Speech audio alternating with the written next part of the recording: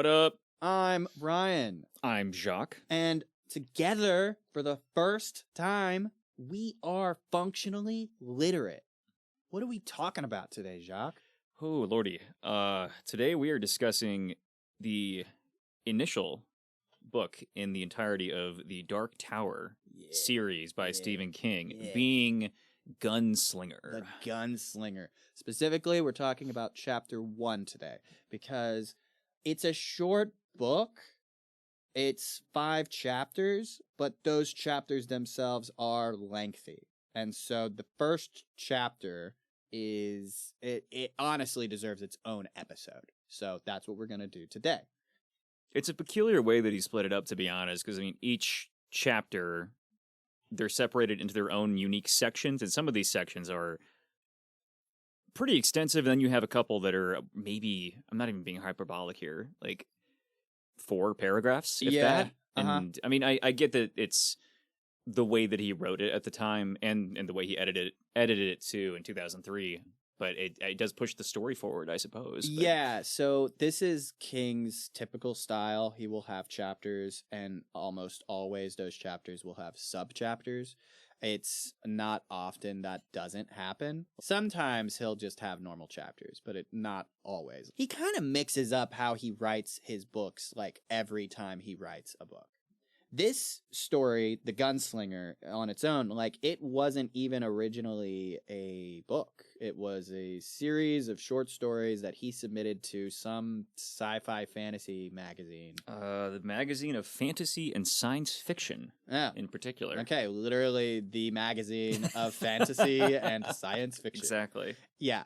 And he was pretty young when he wrote these stories as well. Like, this was his early writing. And so later on, when he had completed these series of stories, he had put them all into one compendium, basically. And that's why chapter 1 is called The Gunslinger. Is there anything else you want to mention before we jump into actually talking about this story? Yeah, so he was inspired initially. He read a very similarly titled poem, based on the fact that he named the entire series The Dark Tower, called, quote, Child Roland to the Dark Tower Came. That's child with an E. Oh, yes, exactly. Child E. Roland to the Dark Tower I would came. Always say Childe Roland. Childe Roland. Yeah. Also pretty dope. By a bloke, because he was British, named Robert Browning in 1855. And in preparation for this, I did go and read said poem, and I don't think I'm artsy-fartsy enough to understand what was going on in the majority of it. What did you say to me originally? So prior to starting the podcast, I looked over at my good friend Ryan Carter and told him, in preparation, I read this poem. It kind of sucked ass. Like, within, I think, the first 3 stanzas, that's a strong possibility where Stephen King kind of just called it good, and he's like, yep, I got my inspiration now, because there was discussion specifically of the character Roland. He was pursuing a dark tower, I think in, like, can't say specifically exactly which stanza it was, might be like the 20th or something. One of the characters was also mentioned, Bert, I believe. Cuthbert, yes. Cuthbert was mentioned. So, yeah, there's actually a discrepancy there, right? So there's different narrators for this series of books. The first book had a different narrator than the rest of the books, the audiobooks, mind you. The narrator for this book pronounces it Cuthbert, but all other books pronounce it Cuthbert. And there is the way some of the characters talk about the name in one of the future books, I'm led to believe that Cuthbert is the correct pronunciation. That tracks, then.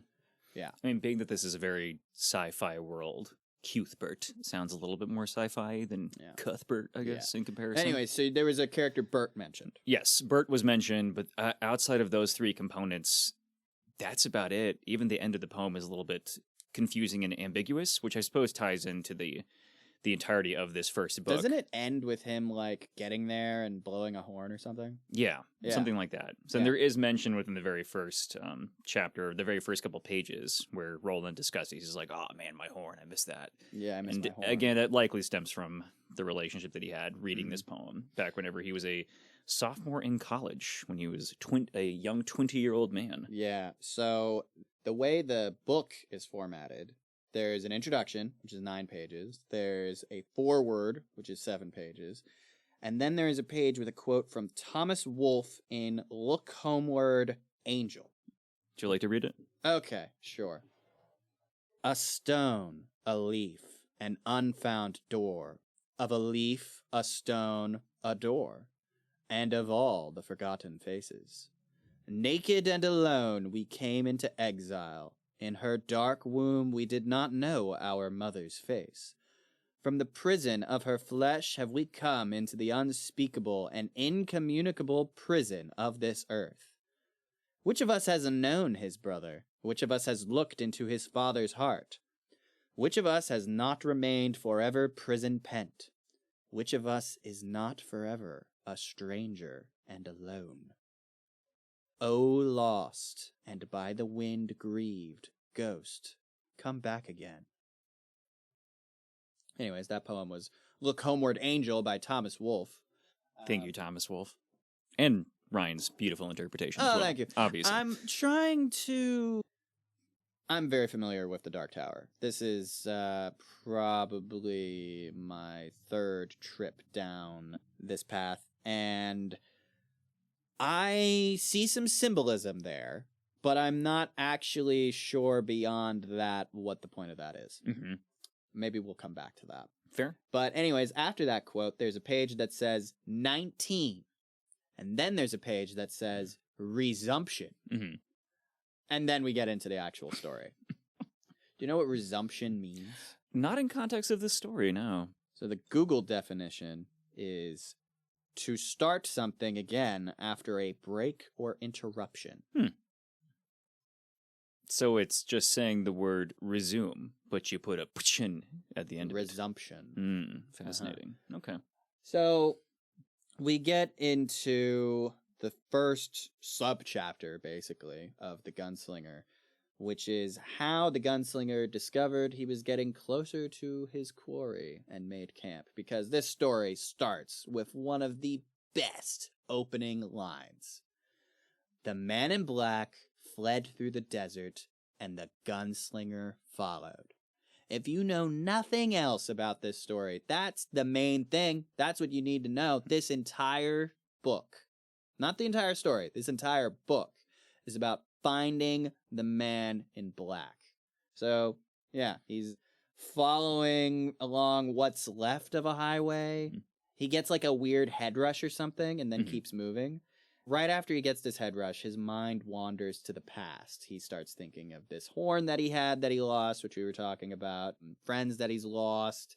And then he finds the remains of one of the Man in Black's campfires.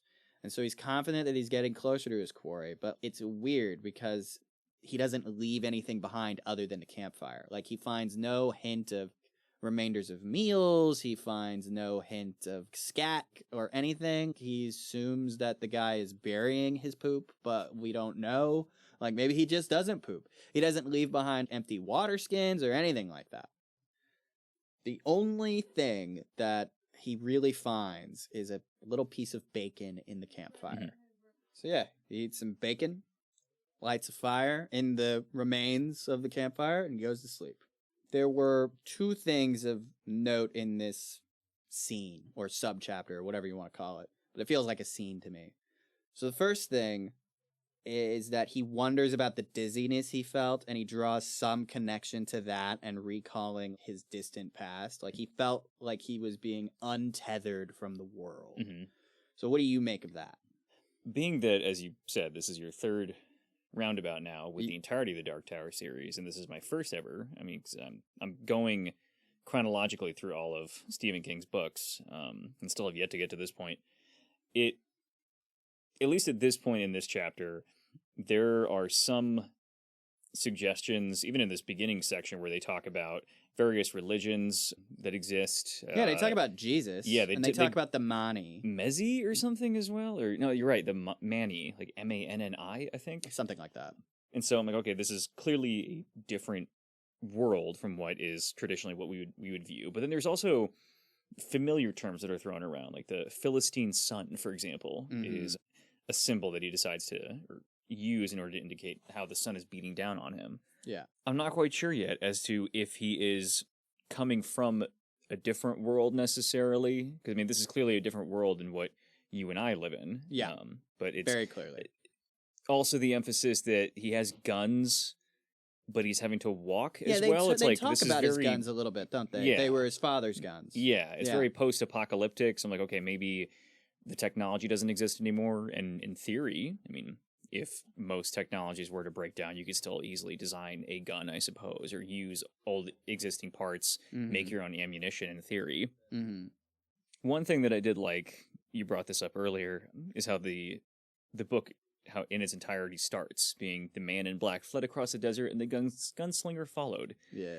That is just such a concise way, like you said, to Yeah. summarize up the entirety of the book. It's dope as hell. Yeah. And I also love how this is somewhat antithetical to how I feel like King typically writes his books, where he likes to faff about a lot in the beginning. Oh, he does that. He does that. I mean, he does that immediately afterwards. Yeah. Like, immediately after this sick as hell first line, he's like, now I'm going to go into, like, excruciating detail about this character, which Yeah. some people... Doesn't tell us his name, though. Not a single bit, no, not yet. But, I mean, homie goes through and describes the color of this guy's shirt, Yep. which... Did I need to know that? Talks about his gun belts. Yeah. He's got 2 of them, Mhm. gun on each one. The color of, like, the handles on the weapons themselves The as well. sandalwood grips. Yes, Yep. exactly. And goes into excruciating detail, which is very much a Stephen Kingism. But he at least tried something new with that very first line. Yeah. Rather than describing exactly the scenario. So it's interesting you say he tried something new, because this is like one of his first stories. Yeah. But at the same time, something I kind of hinted at the beginning is that in 2003 he did edit this book. Yeah. So I'm he not had- sure he had- if in the original one he did have it how he typically wrote it. I'm yeah, not sure. I don't know. What he said I believe in the introduction, it's been a little bit since I've read the introduction, but I believe what he said was, after he had finished The Dark Tower, where he had started versus where he had ended was very different points in his life, right? Like, he wasn't famous yet when he wrote these stories, and he very much was when he finished, right?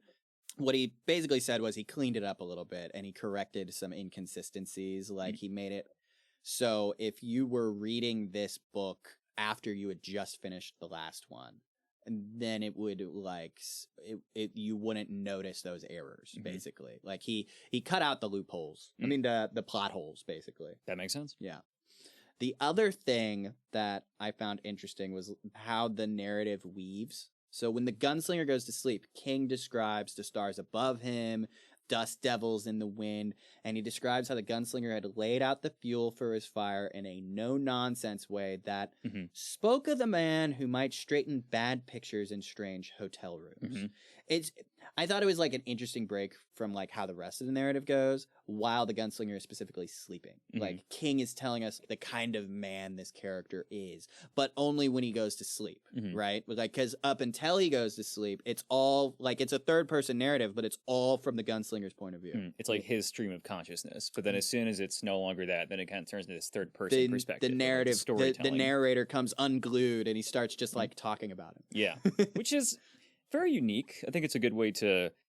It's not really showing you per se, but it is literally just telling you, like, this is how this person will be. And in this context, being that we are, I mean, at least in my book, 14 pages in, I think that's reasonable to be like, let's not waste any time with this, which I respect that. Yeah. Like, this is the type of person that this is going to be. I mean, he even describes him as his actions, quote, spoke of blacks and whites in his perspective. Like, where this character doesn't necessarily, he struggles to see nuance per se. Yes, very much so. Yeah.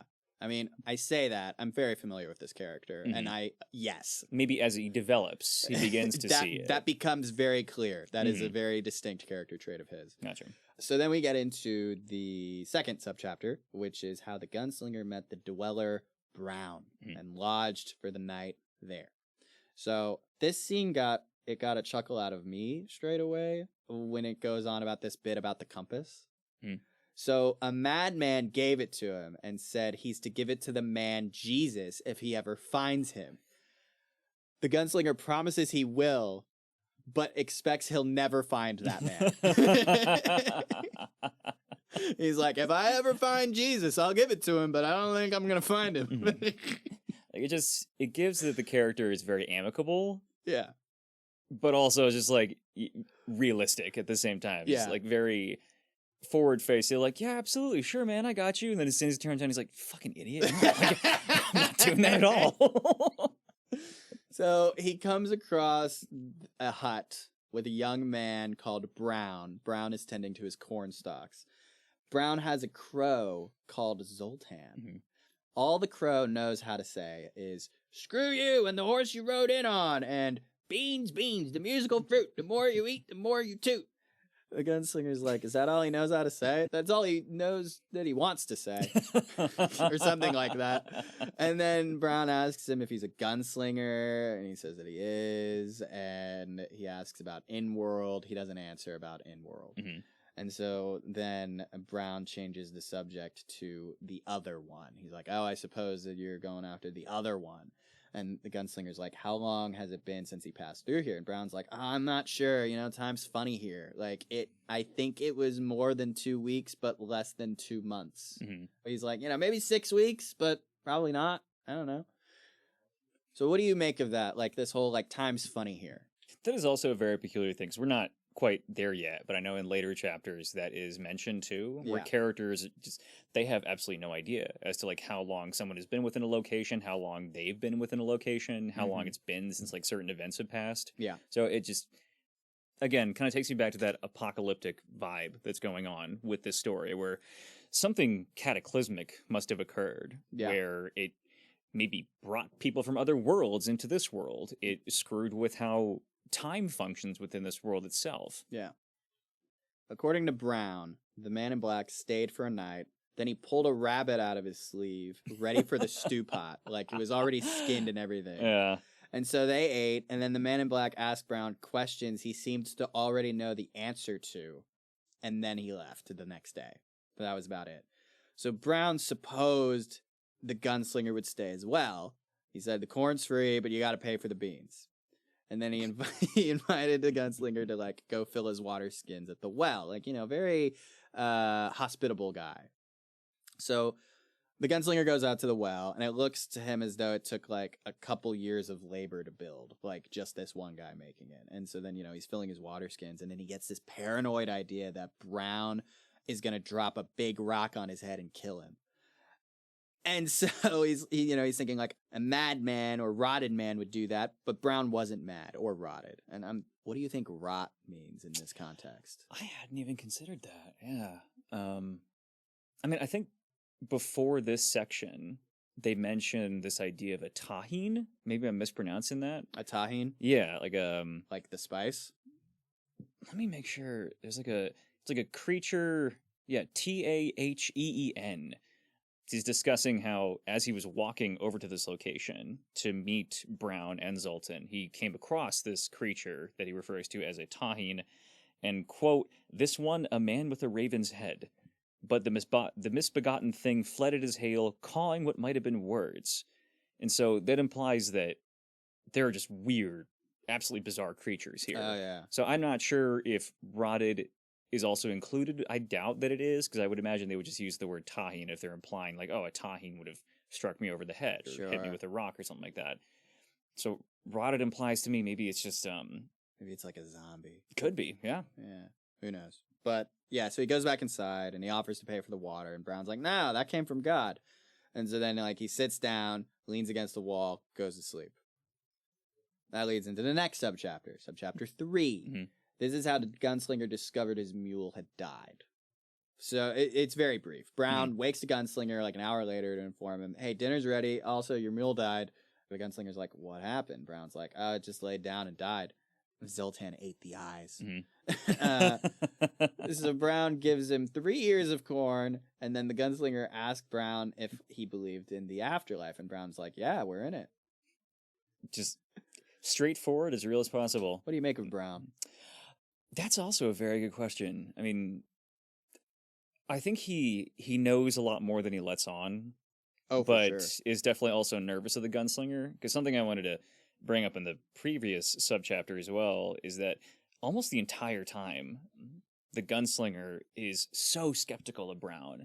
In spite of Brown. He's really worried that he's like the man in black or something. Exactly. Yeah. Because, I mean, which implies so much about the Gunslinger and the Man in Black's relationship that he even suspects that the Man in Black would be setting up these traps. I mean, because he also implied that in the first subchapter too. That He's like, also well, concerned. why is he only leaving these fire pits? Maybe they are to kind of just create a trail for me to follow. Yeah, he's concerned that he's going mad with his paranoia as well. Yeah, something that I thought was very funny in regards to like this third subchapter is just to read literally what is said in the book. Your mule's been passed on, Brown said. Tell you sorry, dinner's ready. Gunslinger responds, how? Brown shrugged. Roasted and boiled. How else? You picky? So Gunslinger has to be like, no, the mule. The mule. But then is very accepting whenever Brown's all like, yeah, it just laid over and died. And it's just like, yeah, that checks out, even in spite of the fact that he's been so skeptical of Brown this whole time. Yeah. But it implies to me that he's not actually mad after all, because if he was, then I think he would go down that rabbit hole of being all like, maybe Brown did murder my mule and trying to keep me here. The narrative makes clear that this mule's kind of spent, like this mule's on its last legs. Yeah, which is why I'm saying, like, I think the Gunslinger is rational enough, and his implication or his fear of him being mad is not at all true. Right. So then we get into subchapter 4, which is how the Gunslinger told Brown the story of how he killed the town of Tull. So he eats his meal, which didn't sound satisfying at all, by the way the narrative described it. He offered Brown tobacco, who eagerly accepted it. And then he expected Brown to start, like, asking questions, but he never did. Like, the whole time, he's just like, now the questions will come, and they don't come. And then Brown starts quoting scripture. He's like, lead us not into temptation. And this startles the Gunslinger and makes him think this shack is an illusion. And he asks Brown if he knew of Tull, the town he'd passed through. And Brown's like, I only went there once to get here. And then he only went back once to sell extra corn. And there was this whole thing Brown talks about, how a sudden rainstorm came and it left as soon as it came, and then it, like when it was here, it was like the ground opened up and like you could see the corn growing, which wasn't disturbing, but hearing it grow was. Yeah. And so he had extra corn that year and he went to sell it in Tull, and then he never went back. Then the Gunslinger tells him that he was almost killed in Tull and that he killed a man touched by God, only it was really the Man in Black. And then Brown astutely realizes the man like had laid a trap for the Gunslinger. And so now he's like, okay, now the questions will come, but they still don't. So then he offers to tell Brown about his adventure in Tull. And Brown's like, I'll listen. And the Gunslinger's like, he's going to start speaking. And then he's like, I got to go pee. Only he doesn't say it like that. He says he has to pass water. Brown's like, go pee in the corn. So he does. And he's paranoid that the Man in Black led him here, or that Brown was him, right? But then he shoves the thought aside and he goes back inside to sit where he was. And Brown, once again, makes an astute comment. He asks the Gunslinger if he has decided if he's an enchantment yet. The Gunslinger's like, well, I admit that it occurred to me. And he's like, are you? And Brown's like, if I am, I don't know it. Which is so, like... It speaks to such an understanding of just like life and reality. It's like, I don't know. I don't think I am. He's not just being like, no, like just outright denial. He's like, yeah. In these apocalyptic circumstances that he finds himself in, that's probably the best way to approach it, though. Time unglued. Yeah. You know, where it's like, well, oh boy, I can't wait for my breakfast of corn and beans and my lunch of corn and beans and my dinner, etc., on like just on repeat. And being that his closest friend at this point is a crow that knows 2 phrases as well, I think just kind of accepting the circumstances that they are. I mean, if I am, I don't know, man. I don't know. Yeah. So the Gunslinger loops back to discussing Tull. He says he killed the town, and then he thinks about killing Brown so he can sleep easy, but he doesn't, because then he'd be no better than the man he pursues. And so then Brown says that all he wants is to be alive when the Gunslinger moves on. He's like, I won't beg for my life, but that don't mean I don't want it yet a while longer. Like, how screwed up does your world have to be that in the threat of being murdered, you just calmly drop a line like that? Like, I hope one day I can have balls as big as this man. As big as Brown's. Just to drop a word like that. I just feel like, you know what? Whatever, bro. Like, not going to beg for my life, but like, shit, all right. I mean, I like my life, though, so. Like, yeah, all right, whatever. Just do what you got to do. So then, finally, Brown's like, all right, look, I'm just a guy. And I suppose, like, you're not going to talk about Tull unless I ask you, so I'll listen. If you're willing to talk, I'll listen. And so then the gunslinger did talk all through the night, and Brown listened without interrupting. Zoltan kept quiet, too. And so then we rewind a little bit, right? We go into subchapter 5, which is about Tull, how the gunslinger made his way there, and how he was confronted by a man brought back from the dead. The people of Tull, with one notable exception, are not friendly people at all. The stableman is irritated to take the gunslinger's mule. He only takes it because of the gold piece the gunslinger tosses him. Which I gotta say is also so peculiar, because in this apocalyptic scenario, like, goods are not valued. It's instead still some semblance of a currency. They're just like, it's a gold standard, okay, which it speaks to a regression, you know, like you're relying on gold again. Yeah. Well, I say again, this is a totally different world. We don't know what things are like, but gold has value. I mean, but as we discover later on, there's 30-something people. I can't remember the exact number that's quoted at the end of this chapter, but there's like 30-some people, and being that town is far enough away from everything, I'm very surprised that people would even care, being like, what am I going to do with gold? Like, you know, like, how is that going to improve my life at all? There's still some travel, some. Brown says straight up that he passed through before he decided to build a shack where he did, and he went back once. Like, maybe there's other people coming from wherever the gunslinger came from, but then, like, going back. Gotcha. But that's never elaborated. Anyway, so the narrative also says that, like, there's some kids playing with marbles, and he asks one of them for directions to a cafe. None of them speak up except for one. And after the gunslinger walks out of sight, he hears the others punish the boy for it. That boy, Charlie, told him of a bar called Shep's. So he goes to Shep's, and everyone in there, all 20 of them, they look at him except for the piano man.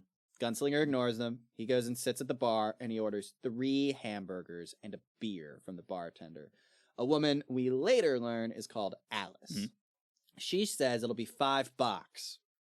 The gunslinger doesn't carry dollar bills, which he assumes is what she meant. Only gold coins. So he puts one on the counter, and it makes everyone stare, right? It's like, oh my God. And so she makes him his food, but there's no bread. And the gunslinger is pretty sure she's lying about that, but he understands why she's lying about that, just like he understands why she's lying about the quality of the meat, which he's confident came from a mutant.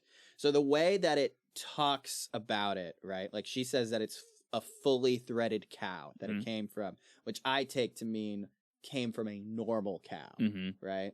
And he's like, there's no way you don't have bread. Just like there's no way this is threaded beef, right? And so she goes to get his beer, and then one of the men approaches him with a hand on his hunting knife, and the gunslinger warns him off. Just like, what exactly was it that he said? I don't remember. Gunslinger ends up turning around at him and says, "Go sit down. Do yourself a favor, Cully." The man stops. It's like, okay. He just goes and sits back down. Like, knows not to mess with this dude. So Alice comes back with his beer and says she can't give him change for the meal.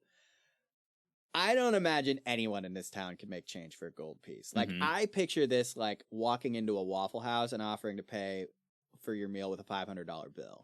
Like, it's nuts. It just attracts attention. Like, it's just crazy.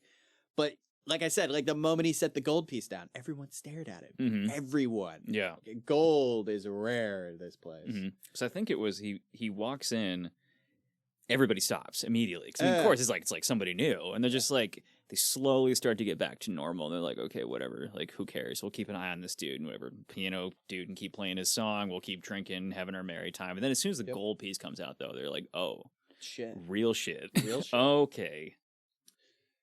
So he eats his beef, and nobody can believe how much food he's eating. Like, nobody until had seen someone buy and eat that much food in a single sitting. And then after that, things got weird. So there's this man I know, right? In this Yeah. book, so a man is over by himself who is chewing weed. Mm-hmm. It's devil grass, Devil which grass? I Yeah. wonder about that. Is that cannabis or is it something else? Like, I don't think it is because it sounds more addictive, whatever it is.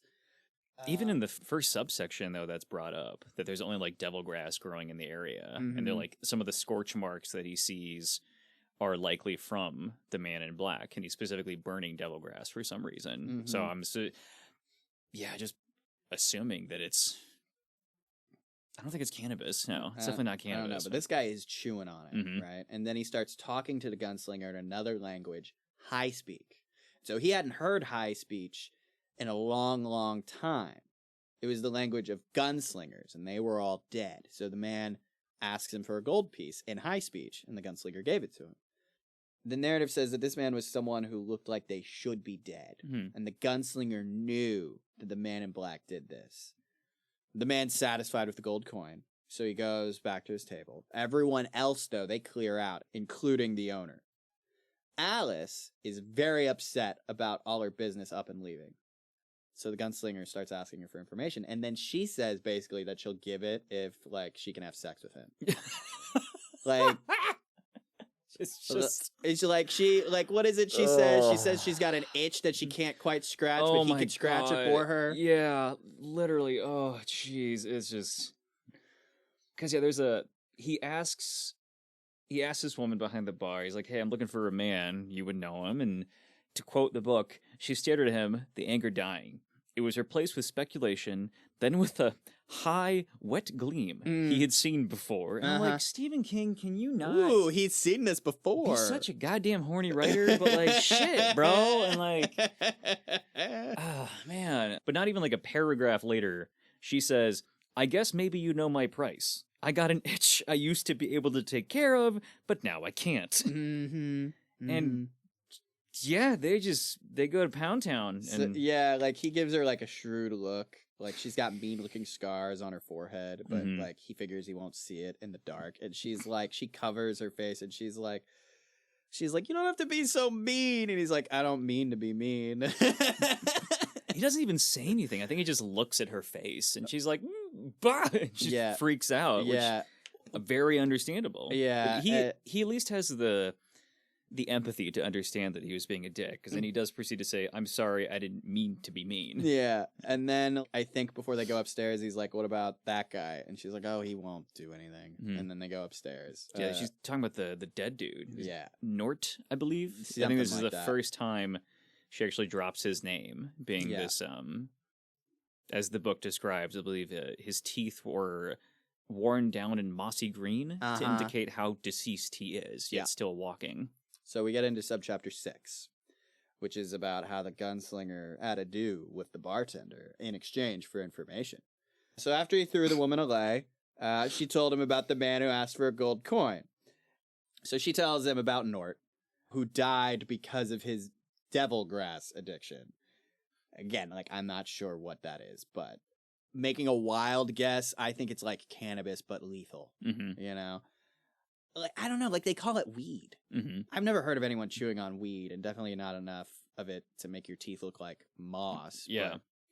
But, This universe's like opiate, I guess. can you imagine? Some sort of Like, I bet that shit tastes awful. Yeah, must fucking feel good, I guess. Anyways, one day he just threw up bloody bile and then died in his own vomit.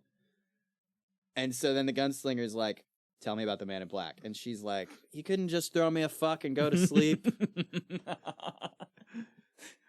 Stephen King's a horny writer, but that's a really good line. Yeah, like, I'm not gonna lie. That's a really good line. You couldn't just fuck me and go to bed? Anyway, she told him. And so that leads us into subchapter 7, which is about how the Man in Black brought Nort back from the dead and how he gave Alice the key to the secrets of death. So we get another flashback. Look, chronologically, this is the earliest point in the chapter. So, creepy fact about the man who took the gunslinger's mule. His name's Kennerly. He touches his oldest daughter inappropriately. He touches all his daughters inappropriately. So then, anyways, so the Man in Black, he walks into Sheb's.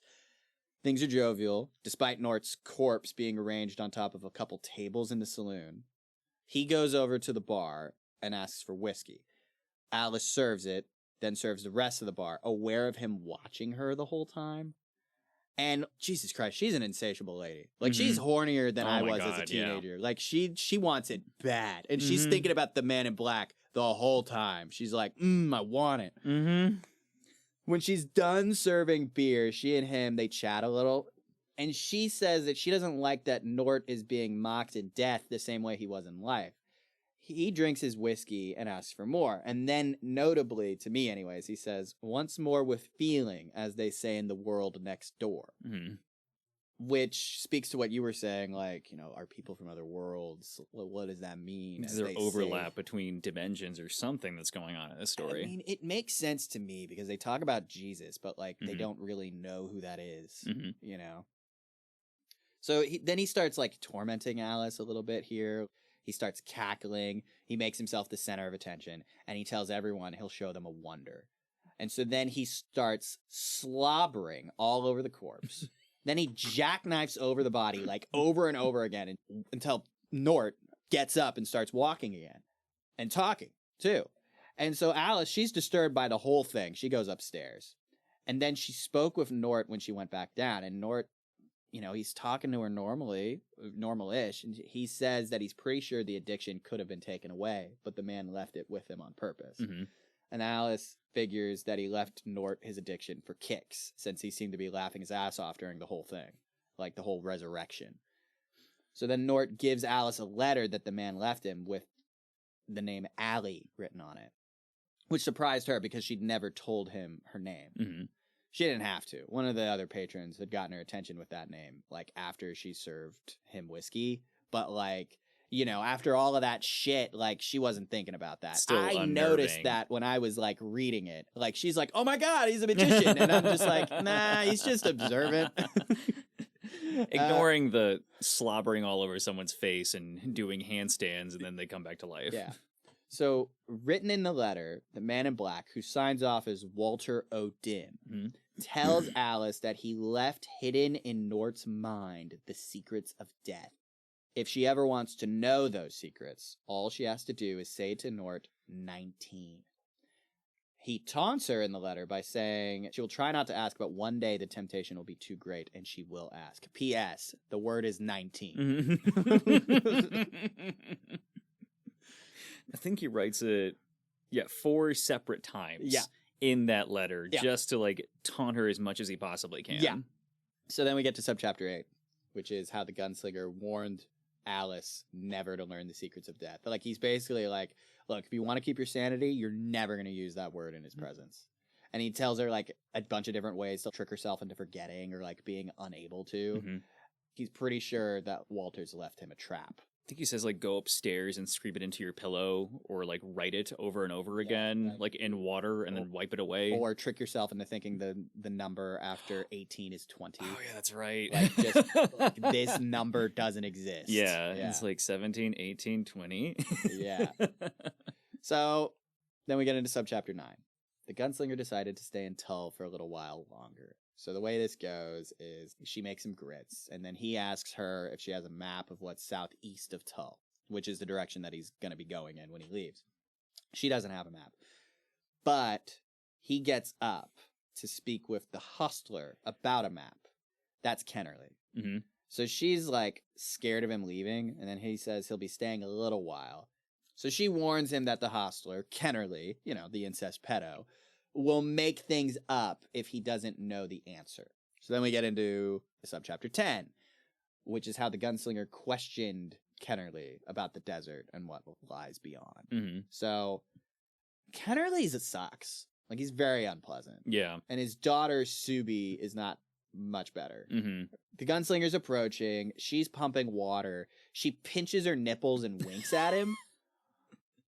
Which is a Stephen Kingism, but at least there's a little bit more backstory, I suppose, being that she's abused by her dad. That she's, like, being sexually abused. That's just how she copes with things, very likely. And Probably. That's what she's learned, that, like, this is acceptable behavior. Yeah. So in that sense, okay, Stephen King, your horny makes sense here, at least. Yeah, yeah, he justifies like, it. That's what thank you want. goodness. You want justified horniness. Exactly.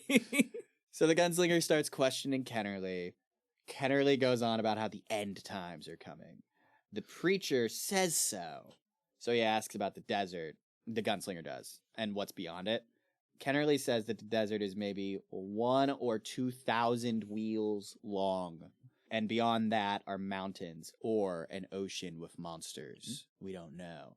How long do you think a wheel is? That's a very good question. Like, just take a shot in the dark, because they don't tell you how long a wheel is. They don't, and that's there's such a mixture of technologies that are available. I don't know if it's in this chapter or if it's in the next chapter, but I want to say that trains are mentioned to exist within this universe. Where I believe it's the gunslinger who's unsure how somebody got to a location, and he thinks maybe it's because of there were trains there at that time period, and that's how they managed to get there. Yeah. So I'm like, okay, there's some technological innovations that exist within this universe. So like maybe like a cart wheel, perhaps, like a wheel that an ox, or like a cart that an ox could pull, maybe that length. So 2,000 of those rotations. Yeah. But it is bizarre because, I mean, again, this isn't in this chapter necessarily, but I know that one of the characters later on brings up the idea of a car. Yeah. A motor vehicle. Yeah. And the gunslinger is like, bro, you fucking crazy? Like, what is that? What are you talking about? Yeah. Like trains, 100% on board with that. A car, get out of here with that insanity. After he's done talking with Kennerly, the gunslinger gives him another coin to tend to his mule, and then he starts to leave. And then Kennerly makes a rude comment and gesture about Alice. Like, I don't remember exactly what he was saying, but he was like rudely saying, "Oh, you're gonna go fuck her," and then like does the finger in the whole thing. Like, it's so then like the gunslinger calmly, he just turns around like, "Did you say something?" Scares the shit out of Kennerly.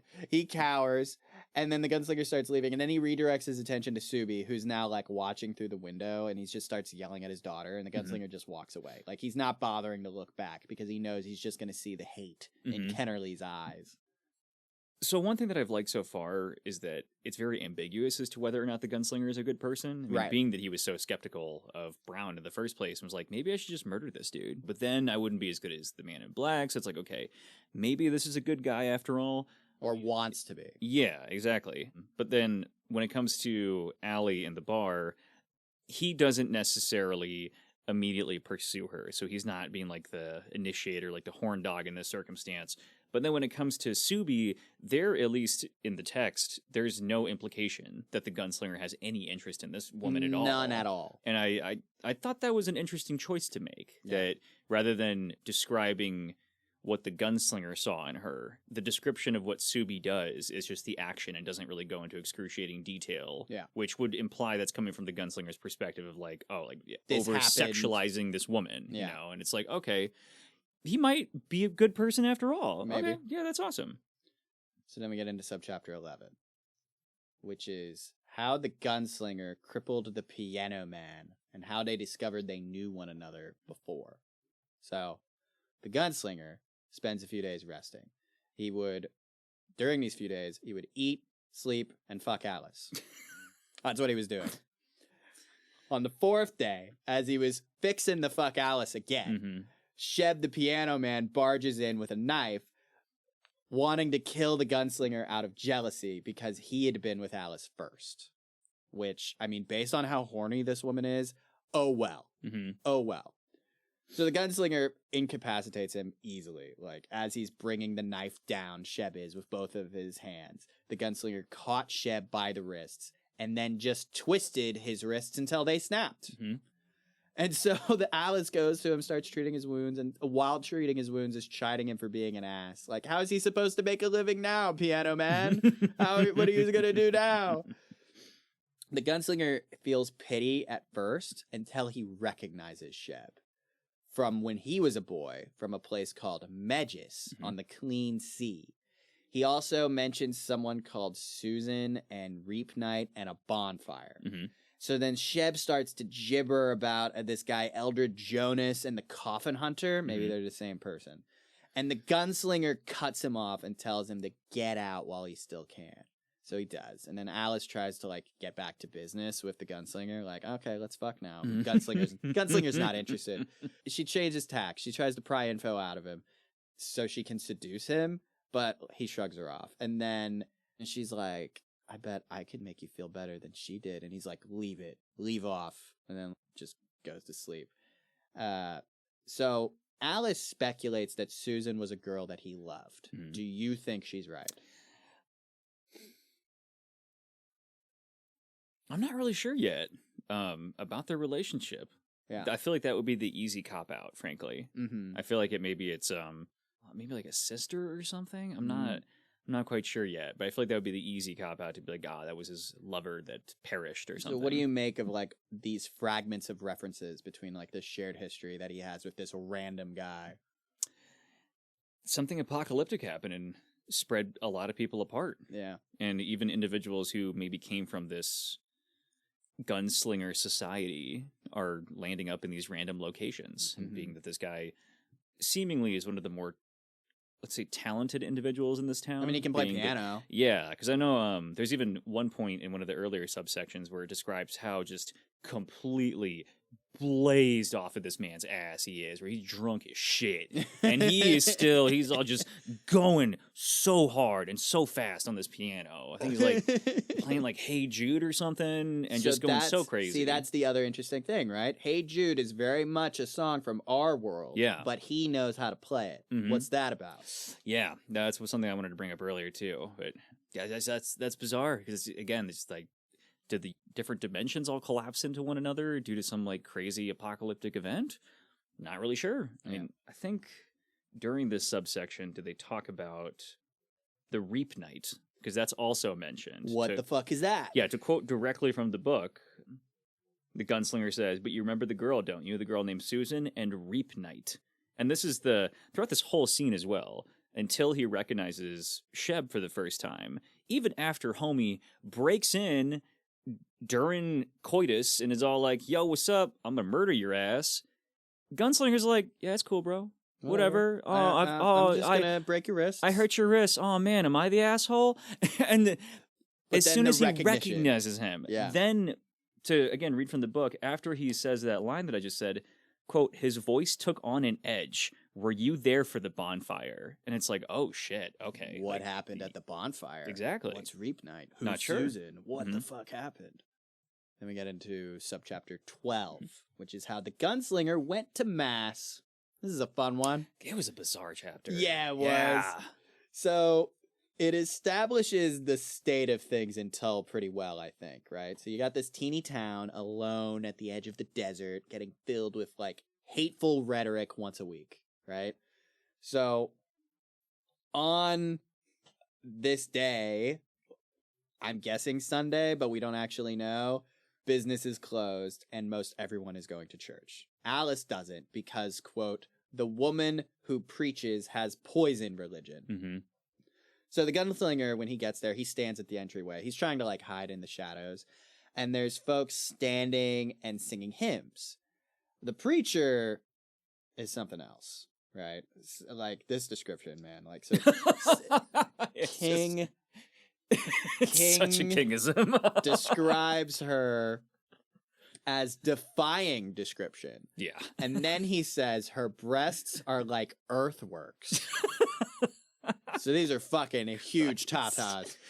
And her neck is a huge pillar, and that her eyes are like bottomless tarns. So I looked that up because I didn't know that word.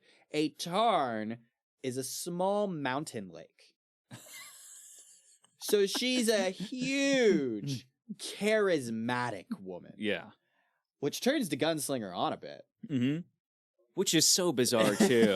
After the Subi thing. That he's like, oh yeah, that's off limits. But okay, like, you know, you're spitting some hateful rhetoric, and like you got. So this is related to Stephen King. One of my favorite words he ever used for breasts had to be jahoobies. Jahoobies from Salem's Lot. And I was like, King, what the fuck? Like, I know you allegedly did coke, but goddamn, bro, like that's some creativity. But this woman, I imagine he would describe her as having big Jahoobies. And for some reason, do you prefer Jahoobies or Earthworks? Oh man, oh now there's competition. Damn. I feel like Jahoob. Well, man, I'll get back to you on that one. Earthworks, though. I gotta. How big's an earthwork? That's true. I gotta use earthwork a couple times in conversation to get a good feel. What even is an earthwork? I don't know. I guess it sounds like big old honkers. Sounds That's to me like it might be a quarry or something. I mean, he describes your eyes as, like you said, mountain lakes. So bottomless tarns. I suppose that tracks. Like so. But anyway. I'll be honest, I am not surprised that the gunslinger is turned on by this woman because, well, let me explain. Jacques is looking at me very confused. So, based on how huge she's described as being, she must top 300 pounds, is what the book said. Mm-hmm. You and I obviously don't find this attractive, but historically speaking, when you live in a world where food is hard to come by, being overweight is a very attractive quality. Overweight men, overweight women, that was attractive because very few people were. Mm-hmm. So it's like, it suggests, oh, they must have a lot of money for them to be that big. Oh, I want a piece of that. Mm-hmm. So how much of Brown's corn is she eating? that's the real question here. So the rest of the scene, it's this preacher who Alice says is named Sylvia Pittston. Mm-hmm. She's giving a sermon about the interloper, right? I imagine this is a thinly veiled sermon about the gunslinger, like riling the people up against him. And the gunslinger quietly leaves as like Sylvia is demanding her people to crush the interloper tomorrow if they see him, right? Mm-hmm. Throughout this whole subsection, I was just close to nail biting, being like, oh, tits, they're going to turn around and see the gunslinger in the doorway and be like, oh, we found him. And I was like, oh, man, come on. Like, come on, man. What is he going to do? He's a nice guy, right? Like, hopefully he gets out of town or something before that happens. Yeah. So we get into subchapter 13. So this is how the gunslinger had sex with Alice one last time in exchange for the minister's address. Mm-hmm. So they're in bed, and he's questioning her about Sylvia, and she tells him the preacher has been in Tull for either 12 years or maybe only 2. Time's funny nowadays. Funny how that keeps coming up. She says that Sylvia came from the desert, and that she lives in a shack beyond a knoll behind the church. So then he makes love to Alice, though he claims he would have anyway, even if she hadn't told him what he wanted to know. Which, I don't know about that. But who knows? Maybe. Could be he's just placating her. Could be Stephen King is like, dude is dude. Yeah. So now we're going to get into a fun section because I have no more notes. Okay. I have summaries of the subchapters. Subchapter 14, how the gunslinger knew it was his last day in Tull. I don't remember what happened in the subchapter, if I'm being honest. All right. How did the gunslinger know it was his last day in Tull? I don't think there's anything specific that's brought up, but I would presume it's just based on the fact that he was there for that sermon. Yeah. I mean, after he goes and he sleeps with Alice, Allie, for the last time. Because I think, does she go by Alice or Allie? I think I've seen it both ways. I think either is fine. Yeah, maybe just at her bar, she's all like, I'm Alice. But in the bedroom, Allie. Maybe that's the vibe. Maybe that's what it is. I'm not entirely sure. No, because one of the people in the bar said, hey, Allie, give me another beer. You know? True. Like, it's just a nickname. Gotcha. That would make sense. I would guess the reason why he, quote, knew it, that it was his last day in Tull, is just based on the fact that he was there for that sermon. Yeah. And probably got that vibe of like, I need to get out of here. I gotta go. You know, this is I she's gotta go. literally talking about me. Like, I understand that. Yeah. So it's a very, very short subsection. It discusses how Allie serves him breakfast as she often does. Yeah. He continues to be the gunslinger as he's the most gunslinger he's ever gunslinged. Where he, quote, ate rapidly, chewing, swallowing, chasing each bite with hot coffee, because that's how he goes. That's how we roll. Yep. We want hot black coffee. I'm a Yep. man. Exactly. I'm a man. Allie then proceeds to ask him, like, hey, are you headed out? Or, you gonna dust up today? And He's like, I got some more business. yeah. Allie asks, it's gonna dust up today. The gunslinger says, I'm not surprised. Allie then is being a appropriately snarky person and says, are you ever? Which I think checks out. That is very much in the gunslinger's The guy vibe. never seems like anything surprises him. But then he does respond by saying, sometimes. I mean, I think Shep surprised him. Yeah. Frankly. True. Yeah. Because like I said, that's the only time he's really been emotional to other human beings so far. Rather than just being like, I am like the coolest cucumber you've ever met. But yeah, so then we get into subsection 14, which is how the gunslinger confronted the minister. Oh my god. So here's what I remember about this, right? Mm-hmm. A lot more than just this happens. Like at first, it's just a confrontation, right? But then she says some wild shit. She's got like devil spawn growing in her or something. What is it she says? That the Red King's baby is in her? Yeah. Or something like that. And he is like, tell me where the man in black is. Tell me. And she won't tell him. And so he fucking spreads her legs and sticks a gun up her vagina. Yeah. and that, I think she came. The way, because she's like fucking squirming and screaming, and then she like gets very still. That sounds like she had an orgasm to me. Yeah. And then she tells him how to find the man in black, like gives him the way to go. And then she's like, you've killed him. You've killed, what is the king's name? Is it the Red King or something like that? See. Yeah, get out. You've killed the child of the Crimson King. The Crimson King. Like, what the fuck? Did he fire? That is... Because it's not...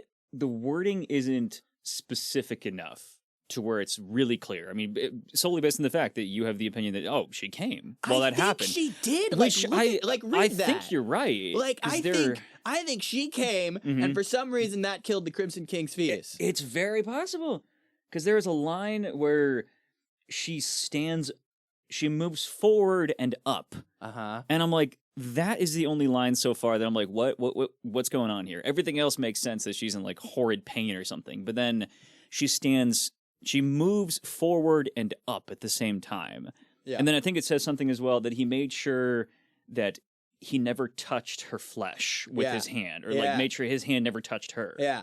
He was like, I'm not touching her. But like, how the fuck did you spread her legs then? What the fuck? It's so bizarre. Oh yeah. And then I'll just read this entire section. Go ahead. Of, quote, he rammed the barrel of the gun forward. He could feel the terrified wind sucked into her lungs more than he could hear it. Her hands beat at his head. Her legs drummed against the floor. And this is the part where it's weird. And at the same time, the huge body tried to suck the invader in. Which I'm like, the gun went further in. Yeah. I'm like, I interpreted it as he just straight up gave her an abortion using a pistol. That's like, so fucked. That's the way that I interpreted this. I'm just like, oh my God. But meanwhile... And he's aware of it, too. But meanwhile, laced throughout this whole subchapter, you can tell he's got the hots for her. It's so weird, man. She even says in the beginning that, I mean, because she was visited by the man in black. Yeah. And she slept with the man in black. Of course. And the man in black told Sylvia that the gunslinger would want to sleep with her.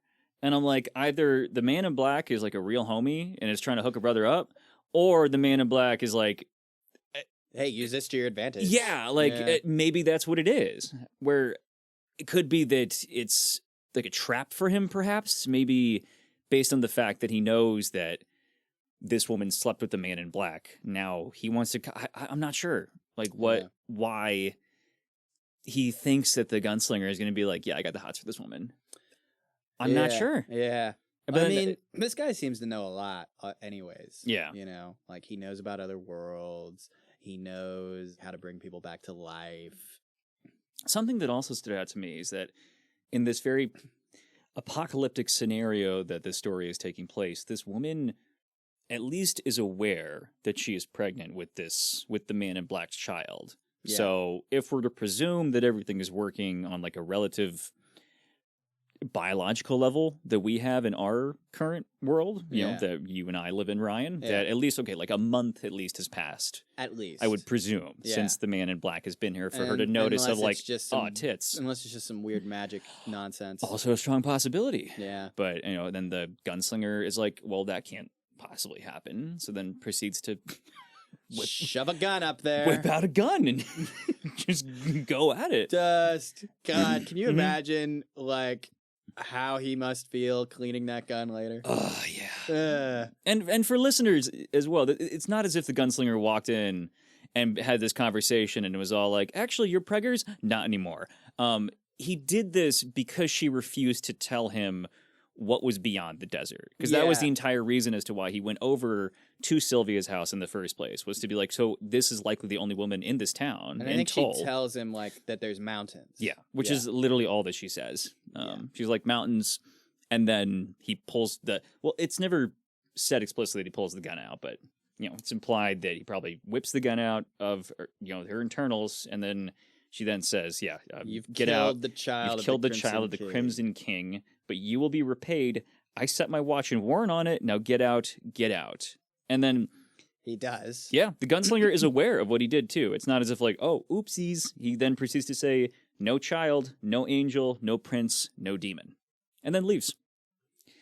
What a chapter. What a subsection. So, oh, Christ. Is the Crimson King the devil? And is the child of the Crimson King the Antichrist? Is that, like, that's what I think when you say that. Mm-hmm. Possibly. Yeah.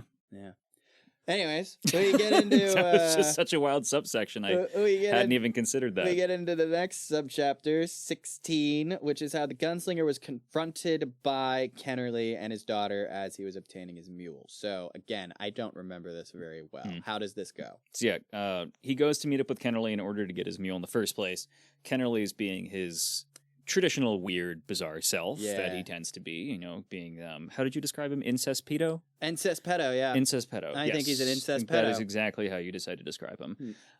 He's an incest-pedo that takes care of mules and horses, maybe. And there's an implication that either Kennerly's daughter is like the most heavy-footed person in existence, albeit I think they're outside, or the gunslinger is just low-key magical, or Stephen King didn't want this short story to end incredibly prematurely, because the gunslinger is able to sidestep from the back, because what is the woman's name here? Subi.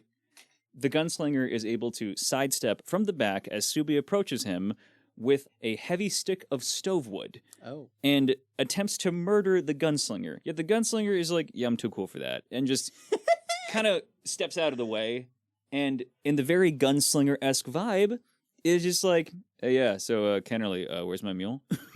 Like, just completely unfazed by this. And Kennerly is kind of losing his shit, because he's like, oh, I'm going to die now. But the gunslinger doesn't do anything. He's like, can I have my mule? I just want my mule, and I want to go. leave. And at this point, I'm like, okay, the gunslinger, well, after the last subchapter, I'm like, maybe the gunslinger isn't a good person, but, like... Okay. Maybe he's not good. Yeah. But he's still like the same man he's been since before we saw him do that thing with the gun and the big woman's vagina. Yeah. It's like we don't talk about Susan, we don't talk about the Man in Black. We don't talk about Sylvia Pittston anymore. Nope, we sure don't. Those are the off-limit topics when it comes to the gunslinger. But anyway, so he does that. He gets his mule, and he just heads out and heads back to the inn. Which leads to subchapter 17, which is how the gunslinger killed everyone in tow. Oh, yeah. So basically, Alice said 19 to Nort.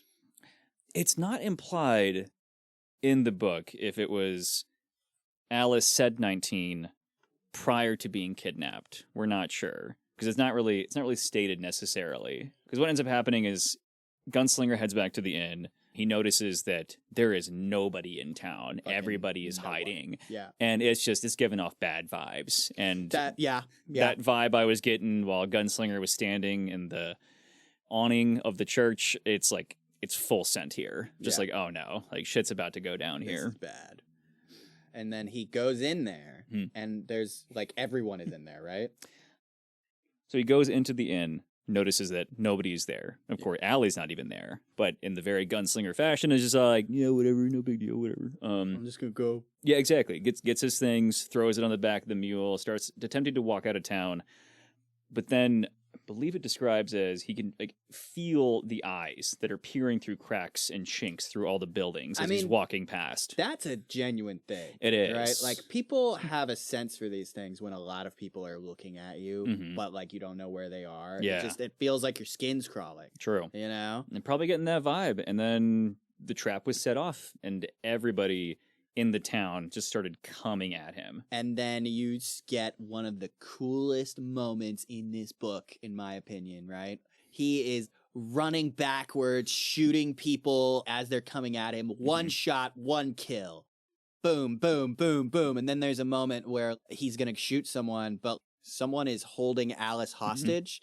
And she's like, I did it. I said it. I said 19. I said it to him, 19. He's told me all the secrets of death. Kill me, Roland. Kill me. I can't handle this. Oh, it's so heartbreaking. She's the first person that he has to kill. Yeah. Which, again, in spite of what I just said about him shoving one of these guns that he's now murdering everybody with inside a woman's vagina to give her an abortion, maybe he's a good person for putting Allie out of her misery.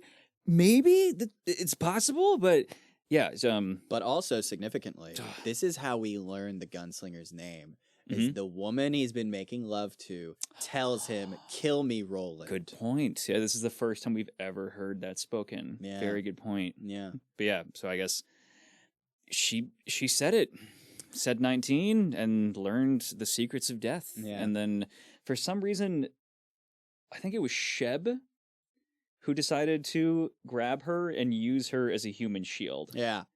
And he's like, nah, it's not going to work, unfortunately, and just puts her out of his misery. And then shoots him too, and shoots everyone else in town that's still coming at him, like 28 days later shit.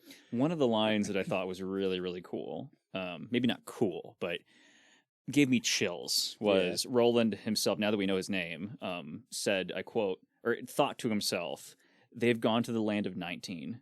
Whatever is there. Whatever is there. I was like, damn, that's good. Man. But this is excluding all the murders and the cool action that occurs in this subchapter, what I do find really interesting is we've heard this term gunslinger thrown around a lot at this point in this book. Yeah. But, from our perception, I mean, again, you've read this your third time reading through it, so you're very aware. But on my first perception of it being this my first exposure to it, like a gunslinger, person who's just good at shooting guns, cool, whatever. Yeah, what is that supposed to mean? But this really does drive home, like, no, this is like more than just a guy slinging guns. Like, he is like so well trained in this capability. Yeah. Like King goes into excruciating detail about how efficiently and quickly this man's fingers are able like a to special finger reloading trick. Yeah, which, exactly. Honestly, and like, I don't like the Dark Tower movie, but like, if you've seen any clips of Roland reloading in that movie, you'll get a sense of like what King is trying to convey here, because it's like he does one quick motion and boom, he's reloaded, and it's so cool. But yeah, like he's just doing that, like his fingers are dancing as he reloads, bam, bam, bam, bam. And then something that stood out to me was after everything was done and things had calmed, like he goes into the inn, he has himself another meal, he refilled his supplies, leaves. Just in the most possible Roland fashion that he can. Yeah. Just like, I'm a cool guy. I don't look at explosions. Just don't dare. I bet he wouldn't. Yeah. No, 100%. No, absolutely not. He does murder Sylvia, though, in this. Yeah, because Sylvia came at him, too. Yeah, she did. Where I think she had a cross in each hand. And Roland, because he's just such a cool dude, rather than being like, well, I mean, I could just use one bullet, but what if I shot both crosses out of her hands first and then proceeded to murder her? Like, fuck religion. It's like, thank you, King. Thank you, Stephen King, for that detail. Yeah. That's the story. Subchapter 18, we come back to Brown's hut. Yeah. With the gunslinger finishing his tale. And Brown's like, okay, you told it. Do you feel better? And I don't recall if he said he felt better, but I'm pretty sure the narrative did say that he did feel better. To literally quote the book, the gunslinger started, "Why would I feel bad?" Jesus. Brown responds by saying, "You're human, you said, no demon. Or did you lie?" Yeah. Gunslinger says, "I didn't lie," and then proceeds to change the conversation. And he's like, actually, Brown, who are you? Yeah, who are you, Brown? And he's just like, I'm just a guy. Yeah. I don't remember if they said it here or earlier on, but he traveled with the Manny at one point, but he didn't like traveling with them long term because of just the way that they are. They're always looking for doors to other worlds, and he wasn't about that life. Yeah. I hope desperately that Brown is brought up later on, but for some reason, I doubt it. I think he's just supposed to be this like very mysterious character. Yeah. So then we get subchapter 19. The gunslinger leaves, and they have like a final brief conversation. I believe Brown says like, "Hey, you know, if you come back this way, say hi." And the gunslinger's like, "I will," but he knows that he never will because, you know, the Dark Tower and the Men in Black. Exactly. They're more important. He's got to pursue what he needs to. So then, he leaves. And so then we get to subchapter 20, the final subchapter, which is how the gunslinger broke camp and carried on. So it's subtle, but I want to know if you noticed that there's a little bit more flashbacks than originally we perceived. Did you notice that? In this chapter? Yeah, I mean, this is an additional time that the gunslinger Roland brings up this idea of this person named Court. Yeah. And this is mentioned again. He brings it up in the first subchapter and then here. Yeah. Yeah. And what was fascinating is when I was reading through this, I had actually forgotten specifically the phrase that Court had said in the first subchapter until recent review. And so by this point, I'm like, oh, okay, maybe Court's a good person. Court called him a maggot. Yes, precisely. Yeah. Referred to him as a maggot. It almost seems as if Roland liked Court to some extent. Yeah. That's why he's continuing to bring him up over and over again. So this chapter is a perfect nesting doll. Okay? So chronologically, the first thing that happens is Alice's story to the gunslinger about the Man in Black reviving Nort. Then you've got the gunslinger's experience in Tull. Then you've got the gunslinger meeting Brown, staying there for a night, and then leaving. Then you have the first subchapter and the final subchapter. That all takes place after. And so, like, in my mind, like, what's happening here is he went to sleep and, like, relived the experiences of the chapter as described to us. And then at the end of the chapter, he gets up, breaks camp, starts thinking about Court again, and then he just carries on his journey. Like, it's a literary nesting doll, the whole thing. And I thought that was really cool because until I was, like, actually, like, taking notes for this, I never realized that, right? Because in the first subchapter, he doesn't have a mule. And then in the second subchapter, he does. Good point. You know?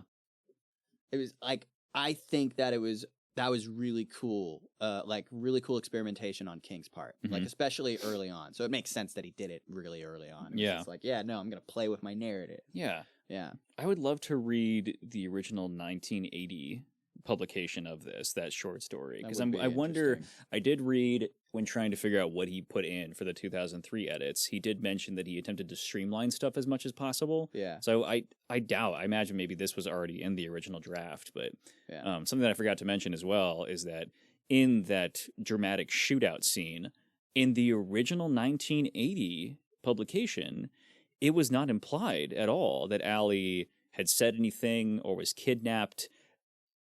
Roland just shot her. Yeah. as he was leaving town, because I guess she just happened to be a part of the mob. Mm-hmm. I'm not quite sure how it was worded, So but they changed it. yeah, they Well, I changed mean, it to I make like it it this seem a way. lot more sympathetic, I like rather it than this being way, all yeah. like Roland's just a cold-hearted motherfucker after like aborting a Which, fetus. I mean, let's be clear, And he is. He is, yeah. But like, he's like, oh, thanks for shacking me up and letting me eat all your food and have sex. Anyway, pew. Like, damn, bro. Whew. Yeah. Yeah. That's the first chapter. You can understand why we decided to have an entire episode dedicated to it. What did you think, Jacques? Like, any final thoughts? Anything that maybe you wanted to say but you forgot to? Man, like, this goes back to the fact that I'm reading through Stephen King's his entire works, chronologically. I hope he writes better women at some point. Like, I really hope he does. Like, I feel like they are just an avenue to be sexualized in some manner. Like, Yeah. I desperately hope. I'm not sure, as the Dark Tower series, from my understanding and the way he published, all of his works, he would publish a couple books and then like a Dark Tower book would come out. It wasn't as if like the Dark Tower series was his sole dedication for like a certain period of time. So he would keep coming back to the Dark Tower until book 4. Mhm. It took a while for him to get book 4 out because of the nature of the story that he wanted to tell for that book. He knew what story he wanted to tell for that book, but by the time he reached that point, because spoilers, minor spoilers, and I feel like I should tell you this just to like set expectations. So the 4th book is a huge flashback. It's a huge flashback. Like, the majority of the book is Roland telling this story from when he was 14, Okay. right?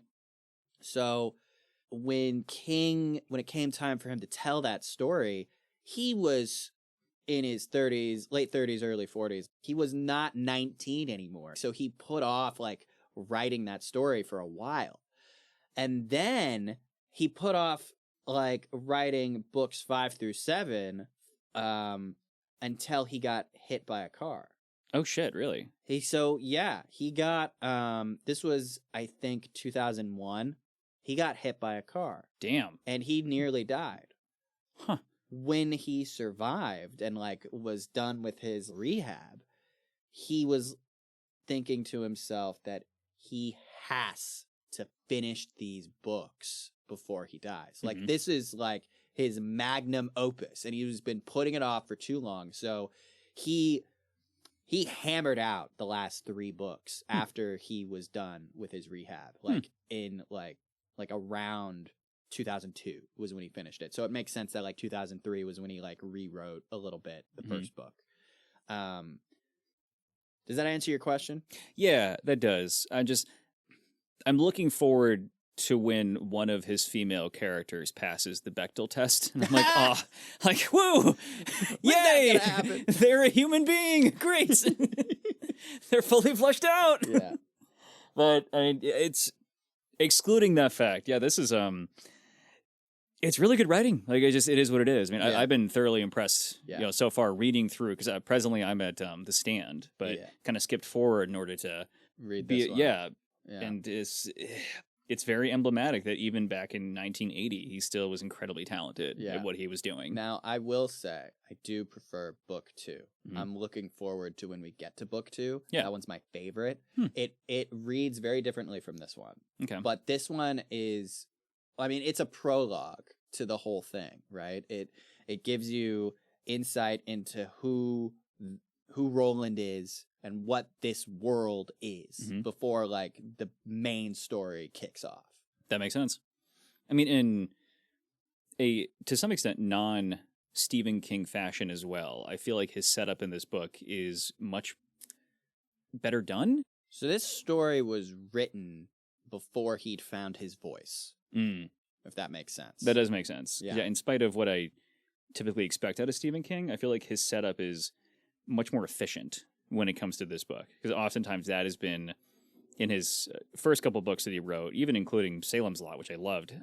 The setup period was just, it took so long before things eventually picked up. I would argue that most of King's stories, like, he doesn't really know how to start them or how to end them. Yeah. Unfortunately. Yeah. Like, the actual plot is fun, but like sometimes when I start reading his books, I'm like, what the fuck is going on? And then like when the books end, it's like, that's how you're ending it, you know? Entertaining the whole way through. Very fair. Just, sometimes I wonder about him. Like, he doesn't really seem to know like how to wrap things up. Funny thing, hey, we should wrap up. Yeah, that works. I enjoyed chatting with you, Jacques, and thank you for being here. Absolutely, this is really fun. Thank you to Vidwest for letting us use your space and your equipment. Thank you, Jake Weller, for our music. We love that. Thank you, Josh Hughes, for your patronage. Josh Hughes. Thank you, Mr. Hughes. Mr. Hughes pays for this membership that allows us to do this. So much appreciated, Mr. Hughes. Have a good one.